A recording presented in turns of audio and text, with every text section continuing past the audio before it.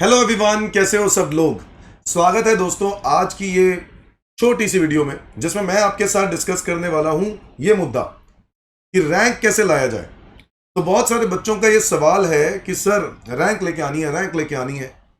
तो देखो, CMA intermediate के एग्जाम्स के लिए रैंक की तैयारी कैसे की जाए। दिसंबर 24 और आप लोग अभी जुलाई में हैं, तो जुलाई के बाद अगस्त, सितंबर, अक्टूबर, नवंबर, मतलब 4 महीने रह गए हैं। और 4 महीने में क्या रैंक लाई जा सकती है? 100% लेके आई जा सकती है, कोई दिक्कत वाली बात नहीं है। रैंक लाना कोई बहुत बड़ा चैलेंज नहीं है, आपको मेहनत कंसिस्टेंटली करनी होगी। Is that clear? So how to get rank in CMA inter December 24। सबसे पहले समझो, रैंक के लिए सबसे ज्यादा जरूरी है कि आप सिंगल ग्रुप नहीं दे सकते, बोथ ग्रुप देने होंगे। बोथ ग्रुप सीएमए इंटर का मतलब है 8 सब्जेक्ट। दोस्तों आपको तो पता ही है आपके 8 सब्जेक्ट, और अगर आप 8 सब्जेक्ट्स के में रैंक लाने का सोच रहे हो तो आप ये समझो कि आपको कम से कम 3 बार, कम से कम मिनिमम 3 बार रिवीजन करनी होगी। तो मेरी राय है कुछ आप लोगों के लिए, minimum 3 times, minimum 3 times revision. समझते हो? ये जो आप लोग बात कर रहे हो रैंक लेके आनी है, तो रैंक लाने के लिए सबसे पहले क्या चाहिए? 3 बार कम से कम रिवीजन करनी होगी। ठीक है, आपको सब्जेक्ट्स तो पता ही है। सीएमए इंटर ग्रुप 1 में आपको फाइनेंशियल अकाउंटिंग, मैं आपको थोड़ा सा ना इस तरीके से बताता हूं कि जनरली बच्चा किस में सबसे अच्छे मार्क्स लेके आता है। तो मैं आपको बताऊं, फाइनेंशियल अकाउंटिंग का सिलेबस बहुत ज्यादा है, बट इजी बात यह है कि बहुत सारी चीज फाउंडेशन के अंदर आप कर चुके होते हो। तो फाउंडेशन क्या कवरेज इसके अंदर की जाती है। तो मैं समझता हूं सीएमए इंटर का ग्रुप 1 में फाइनेंशियल अकाउंटिंग स्कोरिंग सब्जेक्ट है, तो आप इसमें तो अव्वल आ सकते हो, अच्छे नंबर लेके आ सकते हो। टारगेट करो कि इसमें ज्यादा से ज्यादा स्कोर करने का। ओके, लॉ जनरली दोस्तों थ्योरी है, बट मैं स्टिल कहूंगा कि इतना मुश्किल नहीं है। वास्ट है, कोर्स बहुत है आप लोगों का, लॉ का भी बहुत सारे लॉज डाले जाते हैं। बट अगेन, अगर आप लोग सिलेक्टिव स्टडी भी करोगे तो लॉ में आप इजीली स्कोर कर सकते हो अप्रोक्सीमेटली 60 मार्क्स, 50 to 60 मार्क्स के बीच। डीटीआईडीटी अगेन बहुत बड़ा कोर्स है, जबकि मैं कहूंगा सबसे ज्यादा कोर्स इन सारे सब्जेक्ट्स में से डीटी और आईडीटी का है। क्योंकि डीटीआईडीटी इस वक्त, पहले तो डीटी और आईडीटी अलग अलग सब्जेक्ट हुआ करते थे, और अब दोनों को मर्ज कर दिया। जब से मर्ज हुआ है तब से जो है बड़ी प्रॉब्लम हो गई है। सीएमए इंटरमीडिएट ग्रुप 1 का, in fact CMA inter both group में सबसे मुश्किल सब्जेक्ट ये बन गया है। मुश्किल कोर्स लेंथ वाइज है, वैसे ये सब्जेक्ट बड़ा इंटरेस्टिंग है। तो डीटी आईडीटी आप लोग अच्छा स्कोर कर सकते हो अगर आप अच्छे से पढ़ के जाओ। लॉ मैं कहूंगा क्योंकि थ्योरी है, तो जनरली बच्चों की ये सोच होती है कि थ्योरेटिकल में हम 50 नंबर में पास भी हो जाए तो बहुत है। तो मेरे हिसाब से अगर आप रैंक की तैयारी करना चाह रहे हो तो आपको 50 नंबर तो मिनिमम चाहिए ही चाहिए, 50 से 60 नंबर। कॉस्ट अकाउंटिंग दोस्तों, जिसको समझ में आ जाए सब्जेक्ट, बहुत मजेदार सब्जेक्ट है। और मैं समझता हूं फाइनेंशियल अकाउंटिंग से भी अच्छा है। अगर आपको समझ में आ जाए, उसके लॉजिक समझ में आ जाए, तो कॉस्ट अकाउंटिंग अगर आपको समझ में आ गया तो भैया इसमें तो आप आराम से 70 प्लस लेके आ सकते हो। डीटीआईडीटी के अंदर भी इजीली 70 प्लस लेके आया जा सकता है, फाइनेंशियल अकाउंटिंग में भी 70 प्लस लेके आया जा सकता है। और लॉ की बात करें तो लॉ में भी मैं कह रहा हूं 60 प्लस तो लेके आया जा ही सकता है।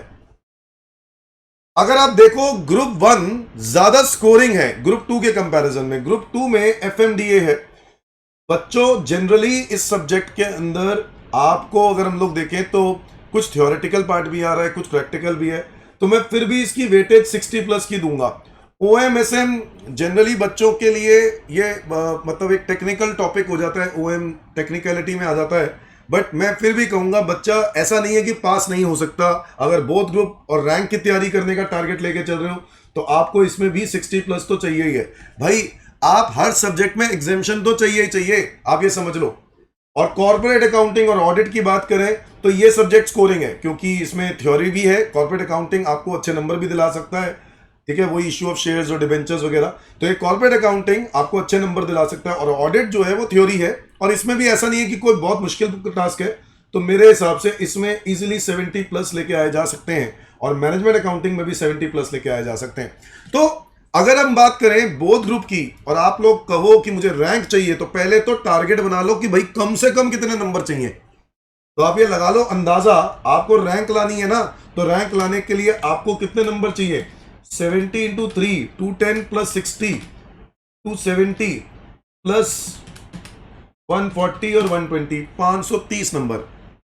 मैं आपको सच बताऊं, रैंक लाने के लिए अगर आप बोथ ग्रुप देते हो और आप 450 से लेकर 500 के बीच में भी नंबर ले आते हो, रैंक आ सकती है दोस्तों।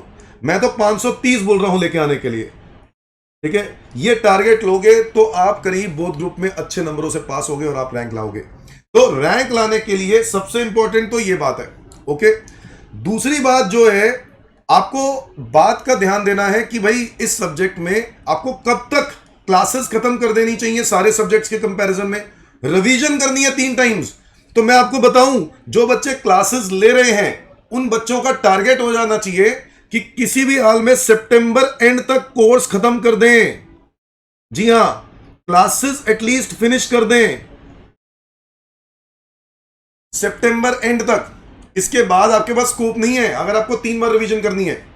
सितंबर एंड तक सारी क्लासेस 0 से लेके पूरे 8 सब्जेक्ट सारी क्लासेस ओवर हो जानी चाहिए, तब जाके आप इसमें इजीली स्कोर कर सकते हो। दूसरा, एक और बात बड़ी इंपॉर्टेंट, सितंबर एंड के बाद जो अक्टूबर रिवीजन होगी, जो अक्टूबर में रिवीजन होगी, वो रिवीजन सारे सब्जेक्ट्स की होगी और उन सारे सब्जेक्ट्स की रिवीजन आपको विद रिटन क्वेश्चंस के साथ प्रैक्टिस करके करना है, ठीक है। ठीक है, आप लोग आंसर्स को प्रैक्टिस करोगे, आंसर्स को क्या करोगे? प्रैक्टिस करोगे लिखकर, तब जाके अक्टूबर मंथ में रिवीजन खत्म होगी। उसके बाद आप क्या कर सकते हो, नवंबर मंथ में जो आप रिवीजन स्टार्ट करोगे, वो रिवीजन आपकी हो सकती है, रिटन आंसर प्रैक्टिस करने की जरूरत नहीं है, बट हां कंटेंट को रिवाइज कर सकते हो along with few important questions, कुछ इंपॉर्टेंट क्वेश्चंस के साथ, ठीक है। नवंबर में भी आपको टारगेट होना चाहिए कि आपको 20 नवंबर तक जो है वो हमारी सेकंड रिवीजन हो जानी चाहिए। तीसरी रिवीजन जो है वो भी नवंबर में ही है, बट इस नवंबर रिवीजन के अंदर आपको यहां 21 नवंबर से आपको नवंबर या दिसंबर के फर्स्ट वीक तक, आपको ये दिसंबर के फर्स्ट वीक तक ये रिवीजन भी खत्म कर देनी चाहिए, तब जाके आप, और वो भी अलोंग विद, यहां पर आप जब करते हो अलोंग विद क्या करोगे? एमटीपी करोगे, मॉडल क्वेश्चन पेपर, ठीक है, पास एग्जामिनेशन पेपर ट्राई करो, फुल लेंथ के ट्राई करो, तब जाके, और टेस्ट सीरीज, अगर आपको बाहर कहीं टेस्ट सीरीज मिल रही है तो टेस्ट सीरीज जरूर दो ताकि आपकी प्रैक्टिस हो जाए। अगर आपको रैंक चाहिए तो इतनी मेहनत करनी पड़ेगी और कंसिस्टेंटली एफर्ट डालने होंगे।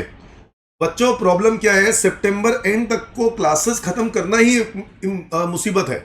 बच्चे कंसिस्टेंटली क्लासेस ही नहीं देखते। मैं आपको बता रहा हूं, में से बच्चे क्लासेस लेते हैं, कोई भी टीचर से, मुझे पता है क्या होता है।